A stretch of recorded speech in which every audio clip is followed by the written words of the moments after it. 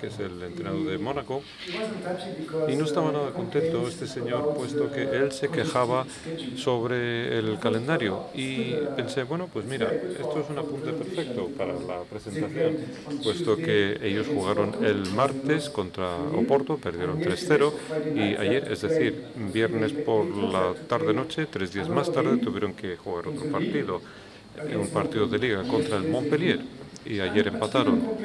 Pero no se quejaban sobre su rendimiento. Cuando tú lo miras en francés, lo que decían, pero se quejaban de los riesgos para los jugadores. Y bueno, por ejemplo, aquí dice que los jugadores tienen lesiones y nadie les protege, puesto que desde su punto de vista, si juegas demasiados partidos durante la semana, corres el riesgo de tener una lesión. ¿Tiene razón? Bueno, vamos a ver si tiene razón. Yo creo que, bueno, esta mañana en la presentación que hubo tenemos parte de la respuesta. Pero para contestar a estas preguntas de cuáles son los efectos de un programa muy saturado respecto al rendimiento físico y la incidencia de lesiones, bien, este es un artículo que publicó o que escribieron estos autores que aparecen en pantalla. Y un 60% de los jugadores que jugaban más de un partido a la semana antes de la Copa del Mundo tuvieron una lesión o bien no rindieron bien durante la Copa del Mundo. E intentamos llevar a cabo un estudio en la liga escocesa con el Celtic y vimos cuál era el efecto de 2 partidos a la semana sobre el rendimiento físico y la incidencia que tenía esto en cuanto a lesiones. Y vimos unos resultados bastante parecidos. Entonces la incidencia era 6 veces superior cuando el equipo tenía que jugar 2 veces por semana en comparación con un partido por semana. Entonces el periodo de recuperación, bueno, posiblemente sea demasiado corto como para poder recuperarse del todo. No encontramos nada en cuanto a rendimiento físico, es decir, el rendimiento físico no cayó durante este programa tan abigarrado de actividad deportiva, y los resultados han sido confirmados por mis compañeros, por Chris Canning, pero también los ha confirmado Jan Stimmen, que es un grupo de investigación en el fútbol con una muestra más grande, puesto que habían analizado 11 temporadas y han encontrado unos resultados muy parecidos. Cuando se juega 2 veces por semana, el riesgo de tener una lesión se acrecienta. ¿Qué hacemos entonces? Entonces, la cuestión es que el tiempo entre partidos cada vez es más corto, es demasiado corto, de hecho. Así que la pregunta sería, ¿cuánto tiempo necesita un jugador de fútbol profesional para recuperarse por completo? Y hemos echado un vistazo a la literatura. Publicamos, de hecho, una revisión sobre este asunto y yo presenté esta revisión hace 2 años. No lo voy a hacer hoy por falta de tiempo, pero sí que quería presentaros un muy pequeño resumen. Se tardan 4 días en recuperarse de una carrera de 20 metros, 4 de un salto y también 4 días cuando hay una contractura. Entonces, para recuperarse por completo, digamos que se tarda 4 días aproximadamente. Y la siguiente pregunta, entonces ahora ya sabemos que se tarda unos 4 días en recuperarse, pero como sabéis, tenemos un programa lleno de actividades y cuando vas a un club de fútbol hay que hacer frente a ello, puesto que no podemos dedicar para nada la carga de trabajo, sino que tenemos que aceptarlo. Entonces, la pregunta es, ¿cuál es la relación entre el nivel de recuperación y la aparición de la lesión? Bien, para contestar a esta pregunta, hemos llevado a cabo un estudio piloto con un equipo que es el Lille de la Liga Francesa entre 2013 y 2016. Entonces son 3 temporadas. No es que sea tampoco gran cosa en lo que se refiere al punto de vista estadístico, pero para un club de fútbol es mucho tiempo, puesto que para implementar un protocolo consistente, para hacer un seguimiento de las lesiones y demás es muy difícil, puesto que hay cambios hubo 3 cambios de entrenador y siempre tenemos que contar con el apoyo del entrenador, con lo cual este es un aspecto práctico a tener en cuenta y tenemos que establecer un equilibrio entre la ciencia y la práctica. Pero bueno, estas son las condiciones de verdad. Todos los entrenadores dieron apoyo a este estudio, puesto que querían saber quién podía jugar y quién no lo podía hacer. Y quería conocer también cuál era el riesgo para los jugadores, si podían o no podían intervenir en los partidos. En total fueron 46 jugadores, 46 futbolistas, y hemos implantado un protocolo de monitorización de recuperación cuando se juega únicamente 2 veces por semana. Así que tuvimos 48 oportunidades de monitorizar a los jugadores, pero en total fueron 38 partidos. ¿Por qué? Porque bueno, pasamos por alto 10 partidos, porque algunas veces el entrenador aplazó la sesión cuando ganas 5-0 o algo parecido, así que con lo cual no están incluidos 10 partidos. Pero, como digo, estas son las condiciones del mundo real. Y este es un ejemplo de lo que hemos hecho. El domingo es el partido, el lunes lo que hacemos es llevar a cabo nuestro protocolo de recuperación, el martes lo mismo, entonces siempre era por la mañana, el martes por la mañana se hace un test, el miércoles tenemos el protocolo de monitorización de la recuperación, el jueves se jugaba un partido, por ejemplo, pudiera tratarse de la Europa League. El viernes, de nuevo, el protocolo de monitorización de recuperación, el sábado el mismo protocolo y después el domingo un partido. Entonces el día del partido no comprobábamos el nivel de recuperación, puesto que no era posible de hacerse. ¿Cuál era el contenido de este protocolo de recuperación? Bueno, empezamos trabajando con cuestionarios. Entonces, cuando llegaban a los vestuarios, tenían cuestionarios y esto se hacía en una sala aislada. Y después le preguntamos qué calidad de sueño tienes, tu nivel de estrés, tu nivel de fatiga, tu nivel de agujetas de 1 a 7. Entonces 1 estaba muy bien, o hasta 7 que estaba muy mal, o que era muy alto en lo que se refiere al estrés. Entonces teníamos los niveles de recuperación de 0 hasta 10. 0 era muy mala recuperación y 10 una recuperación perfecta. Pero también analizamos cuánto sueño había a la hora de despertarse y si echaban cabezadas o no, o siestas. Y todo esto se incluyó dentro del apartado de la cantidad de sueño, cuando ellos echaban una siestecita por la tarde del sábado o del domingo. Y esto también se incluía en el apartado sobre cantidad de sueño.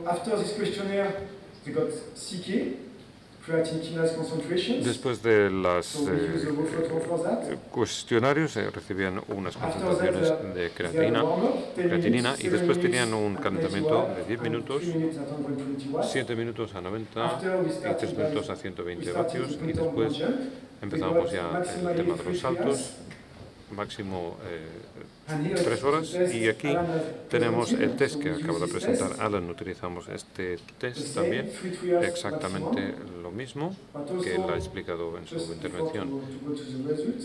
Pero antes de pasar a los resultados, la idea consistía en establecer una selección de tests o una batería de tests.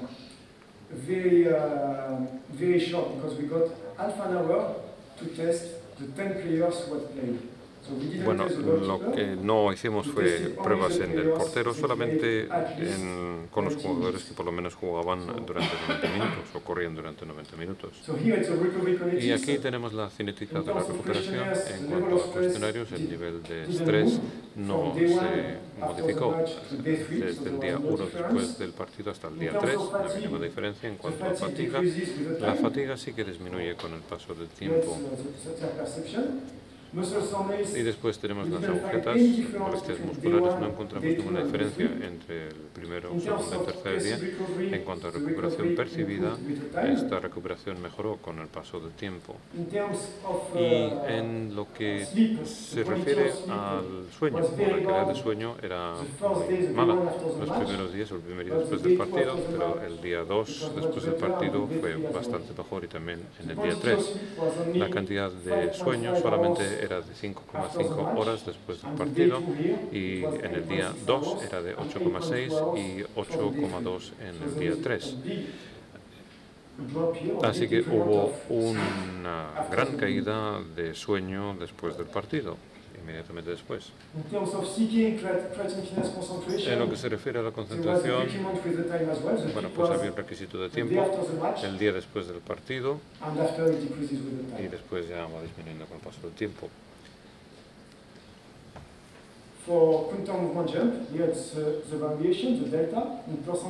Teníamos una variación, una delta, después del partido estábamos hablando de un 12%, y no había ninguna diferencia entre los días 1, 2 y 3, en el caso del salto, y también en la prueba isométrica con la puntuación acumulativa. No había ninguna diferencia entre el día 1 y el día 3.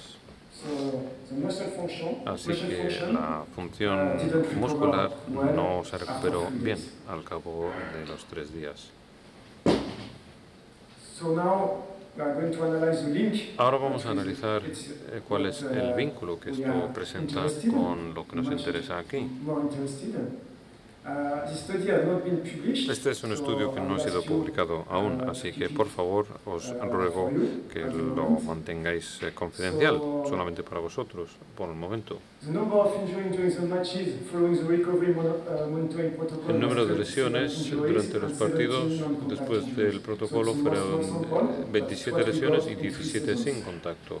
Estos son 3 temporadas. En el caso de la quinasa, bueno, en el cuestionario no encontramos ningún tipo de relación entre el estrés, la recuperación percibida y la calidad del sueño respecto a las lesiones. Entonces, si os interesa hacer un seguimiento después del partido, el día 1, 2 y 3, no malgastéis en ningún tiempo, puesto que no encontramos nada relevante cuando utilizábamos estas variables. En el caso de la fatiga sí que encontramos una relación en el día 3, cuando estaba por encima de 3. Y recordáis la escala que he presentado antes del cuestionario. El riesgo relativo era de 5, lo cual es muy importante. Entonces, para los jugadores que estaban por encima de 3, estábamos hablando de un ratio de 5, y esto significa que es un nivel elevado. Y después tenemos molestias musculares, lo mismo en los 3 días, y cuando está por encima de 3 estamos hablando de una cifra de 2,6, y cuando está por encima de 4 el riesgo relativo era de 3,9, y cuando está por encima de 6 el riesgo relativo era de 9 en el día 3 después del partido.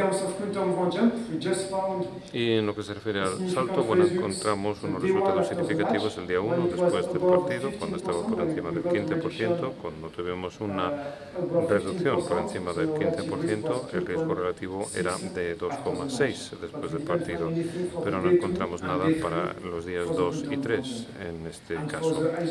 Y para la fuerza isométrica sí que encontramos una relación para el día 1, el día 2 y el día 3, y con un riesgo relativo por encima del 3,9, 3,1 y 3,9 también aquí.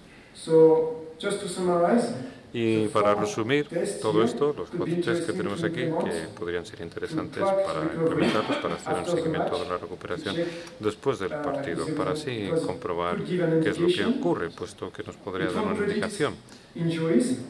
no va a predecir lesiones, puesto que no significa que haya alguna asociación, sino que esto tiene que ver más bien con una predicción, pero sin asociación. Y os daré una analogía.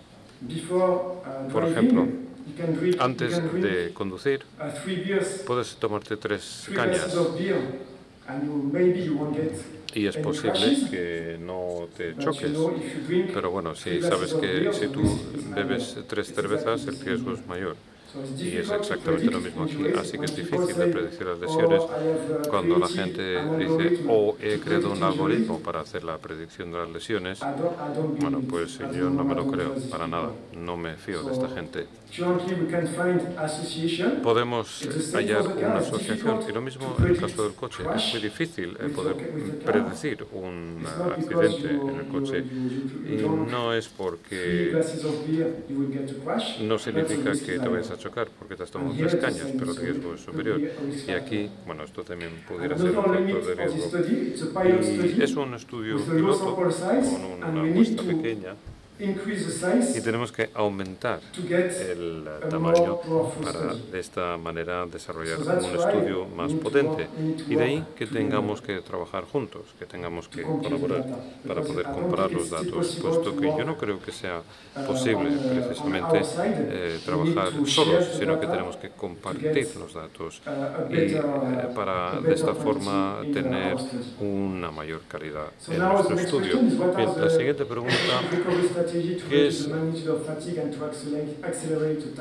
¿Cuáles son las estrategias eficientes de recuperación para reducir la magnitud de la fatiga y para acelerar el tiempo hasta que se consigue la recuperación? Y esta mañana se ha hablado de la dieta y de la hidratación, así que aquí tenemos un elevado nivel de evidencia científica. Lo mismo con la piscina fría o las prendas de compresión o el sueño. Y no encontramos un buen nivel de evidencia científica para el masaje o para el estiramiento y para la recuperación activa, ni tampoco para la estimulación eléctrica. Entonces, la falta de evidencia científica no significa necesariamente que estas estrategias no nos ayudan a la hora de recuperarnos. Y algunos estudios se han implementado únicamente en personas que no reciben entrenamiento y no en jugadores profesionales. Y todos los estudios se han implementado con protocolos exitosos, pero en el mundo real no haces una sola estrategia, sino que tienes una combinación de estrategias, de tal manera que la combinación de estrategias que posiblemente te produzca resultados que son diferentes. Y también, tal y como se ha indicado esta mañana, tenemos que pensar en la adaptación longitudinal. Si tú quieres fomentar la recuperación, por ejemplo, puede ser un baño frío después de cada sesión, entonces hay que pensar también en la adaptación. Pero esto es algo que se ha presentado esta mañana. Pero también es un aspecto importante, hay que pensar en la priorización de la recuperación. Y aquí ocurre lo mismo.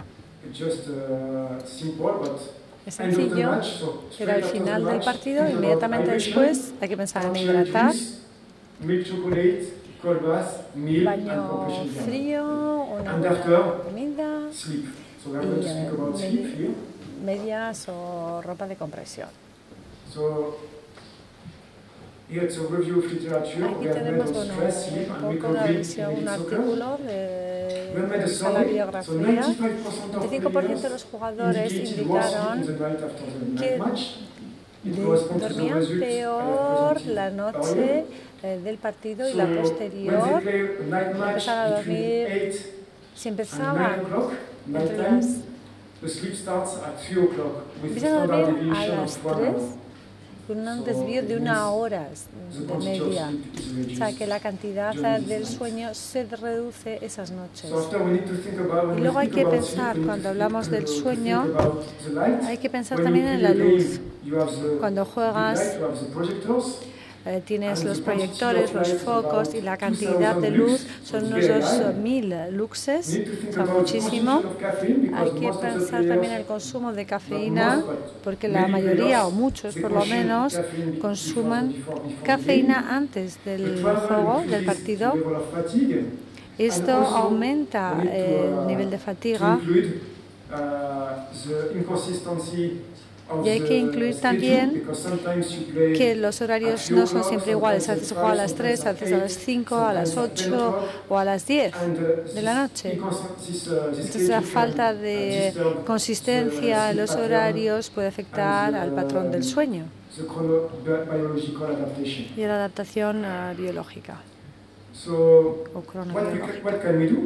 ¿Qué podemos hacer al respecto? Ahora que ya sabemos todo esto, trabajamos en un club, ¿qué hacer al respecto?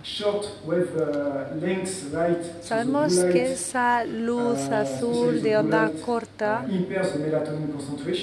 afecta la concentración de melanina, aumenta el estado de alerta.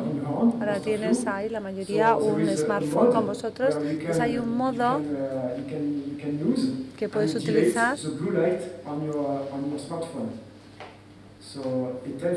y entonces hace que la luz sea la azul en tu smartphone.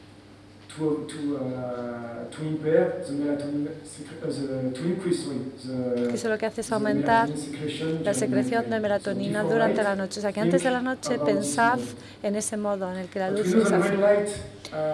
La luz roja no tiene un efecto en la supresión de la melatonina. ¿Por qué digo esto? Hemos hablado ya de esto. Cuando hablamos con los jugadores tenemos que educarles y les tenemos que decir que tienen que utilizar ese modo para reducir la luz azul de sus pantallas, es la que afecta al sueño. Podemos usar unas luces para filtrar esa luz azul después del partido también.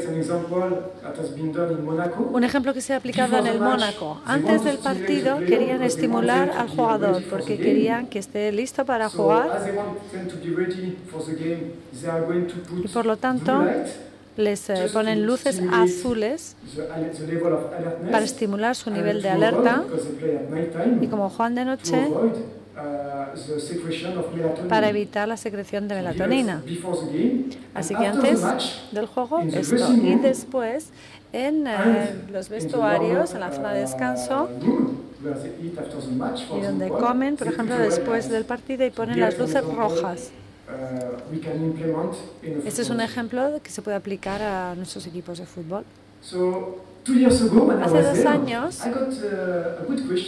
me hicieron una buena pregunta. ¿Qué piensas sobre las cámaras de crioterapia? Pues nunca había pensado, buena idea, a veces está bien que te hagan estas preguntas, muy interesante. Y entonces hay que hacer una comparación. Vamos a ver qué hemos hecho hasta ahora. Hemos comparado la inmersión en agua fría y las cámaras de crioterapia, porque cuando uno está en la industria del fútbol siempre te piden que compres nuevos equipos, nueva tecnología, nuevas cosas. A veces está muy bien, ayuda mucho, pero a veces no. Y hay que diferenciar lo que son las señales realmente de lo que son simplemente ruidos. Y para eso hay que hacer investigación, como ha dicho Alan. Así que hemos comparado la inmersión en agua fría y las cámaras de frío, 10 minutos a 10 grados y a menos 100 grados también. Solamente 5 minutos. ¿Se imaginan los resultados? Este es el protocolo que hemos seguido. Hemos implementado un ejercicio para ver cuál era el daño muscular. Hemos verificado la fuerza, la recuperación posterior. Hemos hecho también un estudio aleatorio de la recuperación y del seguimiento. Y luego hemos verificado el nivel de recuperación que hay después de aplicar esas estrategias. La inmersión en agua fría mejoraba la cinética de la recuperación más que las cámaras de frío y era más eficaz también 3 días después. Y también en cuanto a la afección de los músculos era mejor. Y también las recuperaciones en 24 horas. todo será mejor. Es interesante porque esta mañana hemos estado hablando que algunos jugadores que cuando les preguntas te dicen que prefieren las cámaras de frío. Sin embargo, en cuanto a resultados, los resultados son estos. Son mejores con los baños en frío. ¿Qué hacemos? Luego hemos querido también verificar qué se podía hacer el día posterior al partido, porque todas las estrategias de recuperación se han implementado el día posterior al partido. No, perdón, corrige. Inmediatamente después del partido. Hemos hablado de las estrategias que se implementan justo después. Pero ¿qué hacemos el día después del partido cuando hay un entreno? Aquí hemos comparado las sesiones en el gimnasio en el tren superior, recuperación pasiva. ¿Por qué? Con ejercicios de fuerza. Sabemos que la testosterona estimula la activación de las células satélite y la síntesis de la proteína. Entonces, en este tipo de entrenamientos de fuerza, lo que vemos es que se aumenta el crecimiento se aumenta la hormona de crecimiento y la testosterona.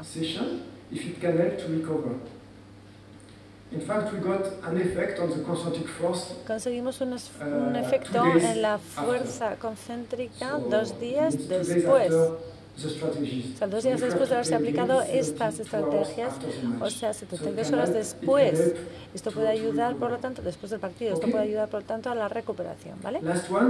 Y la última que voy a presentar hoy, todavía no se ha publicado. Lo que queríamos analizar aquí era el efecto placebo en lo que era la cinética de recuperación. Estamos hablando de estas luces y, bueno, también están todos los suplementos, ¿no? Porque lo que quieren realmente los jugadores es una especie de píldora mágica. Y en muchos de los estudios se centraban en las estrategias de recuperación y, como nosotros hemos hecho, se hacía una recuperación pasiva.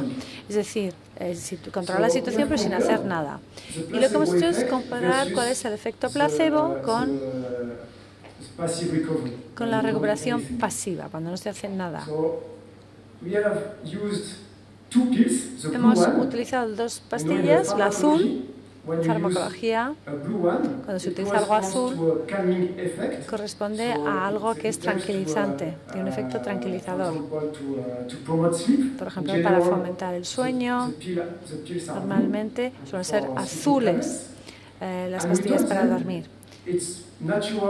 Y les dijimos, bueno, esto está hecho con ingredientes naturales, mejora el sueño y también limita el daño muscular y fomenta el sueño. Eso, la azul. Y la roja se la presentamos diciendo, esto lo que hacía es estimular la reparación muscular.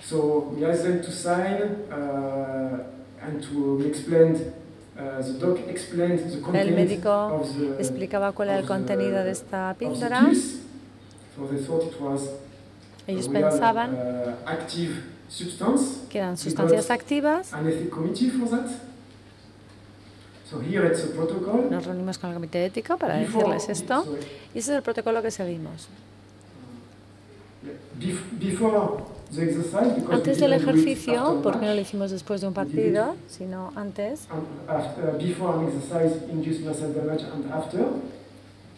Y hicimos un daño inducido muscular y luego después les dimos unas pastillas y otra vez la azul un día después. Y el día 2 y 3 y 4 les dimos la azul para estimular la reparación muscular y lo comparamos con lo que era la condición de control, la situación de control. ¿Cuáles son los resultados? Conseguimos un efecto moderado en la fuerza excéntrica a las 24 horas con la placebo. El CM conseguimos un efecto a las 70 horas. En cuanto a la alteración muscular, un efecto también moderado a las 72 horas. Y la recuperación percibida fue mejorando. Tenemos un resultado cuando habían pasado 49 horas y 70 horas todavía mejor el resultado. O sea que los placebos funcionan para esta recuperación. ¿Cómo explicar esos resultados, pues parece que las expectativas lo que han hecho es reducir la inflamación muscular, el daño muscular. La hipótesis, por lo tanto, es el componente mental. Y luego, quizás esta explicación que les hemos dado a los jugadores, lo que ha hecho quizás lo que ha hecho es generar una sustancia que les ponía en una predisposición mayor a que su propio cuerpo reaccionara. Antes de concluir, al estudio que queremos, los dos estudios que queremos implementar, dicen, hay uno que se ha implementado ya en el rugby que habla del efecto de las siguientes intervenciones de recuperación post-partido para ver cuál es la eficacia en el juego.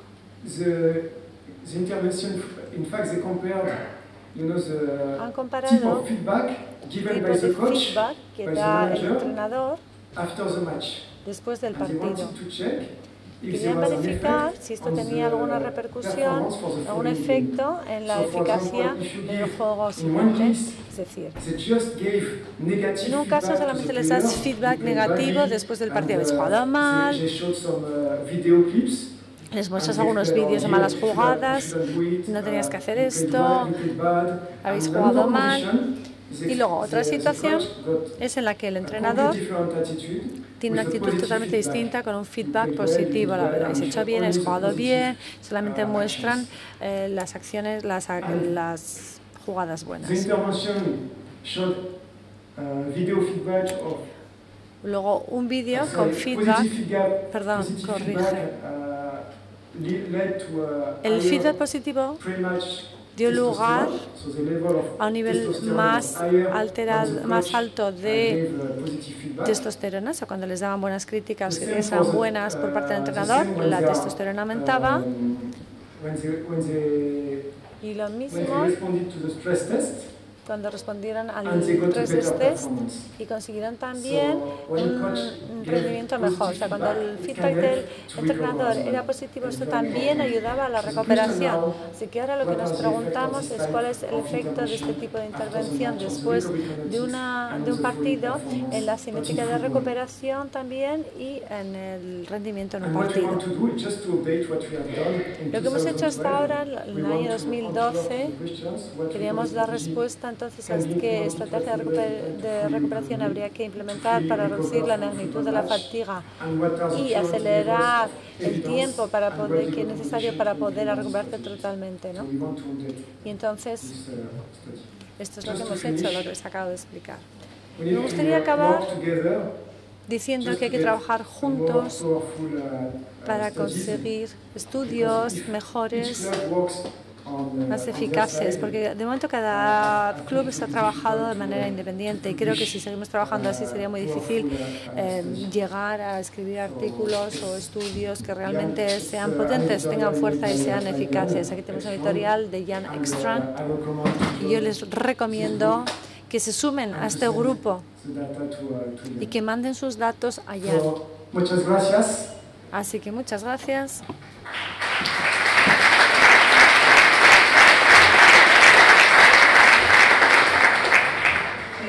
Si tenéis alguna pregunta, por favor, una o dos, como mucho.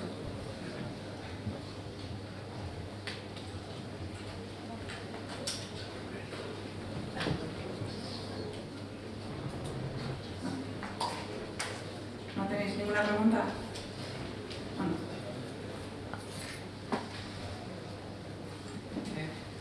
Congratulations for your work.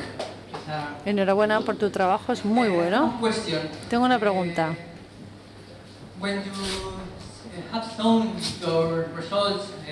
Cuando ha mostrado sus resultados midiendo los isquiotibiales, ha dicho que cuando está en flexión de 100 grados la rodilla, afecta sobre todo al semitendinoso y al semimembranoso, is more for the biceps. Y en 30 afecta más al Have you bíceps tried femoral. to, La 30 de use the flexión. rotation of the knee? Because if you Ha probado con las rotaciones de rotate the rodillas knee porque si rota la internally, rodilla internamente, in that case, en ese caso biceps femoral is el not bíceps working, femoral so much no like funciona, no the trabaja rostro tanto o como el semitendinoso tendinoso, ¿no? Have you tried o el that? tendinoso. ¿Eso lo ha intentado, lo ha probado? No, no, but in the process of designing some studies to look at that stuff. No, pero estamos ahora precisamente en el proceso de diseño de estrategias, o sea que es interesante tener eso en cuenta. Esos ángulos no los hemos mencionado específicamente para nuestro test, sino que hemos hablado de lo que ya se había publicado en la bibliografía y lo estamos aplicando ahora a la hora de tomar decisiones. Si no sabemos si los vamos a utilizar precisamente en nuestro test o no, pero sería interesante verificarlo, sí. Buena idea.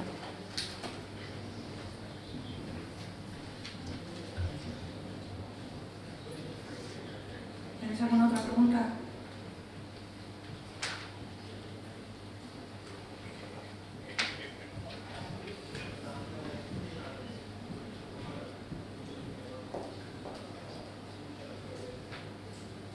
Si hablan sin micrófono, lamentamos decir que no se puede traducir. In fact, when we designed Cuando hemos diseñado el protocolo de recuperación, something short, queríamos algo breve and it could be interesting, but y podría ser interesante.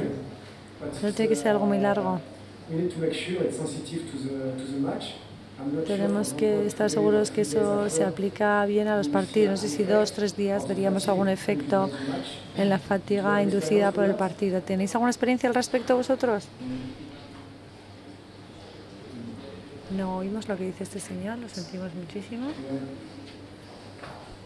Because here we find a relationship with the muscle soreness and Aquí hemos hablado de la relación entre la inflamación de los músculos y las lesiones.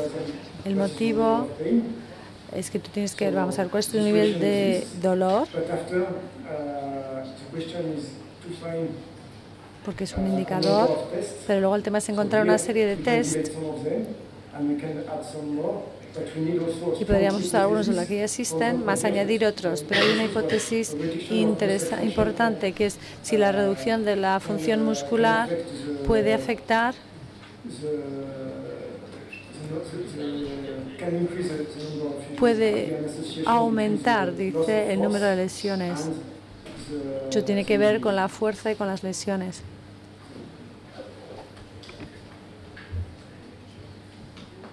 Un aplauso para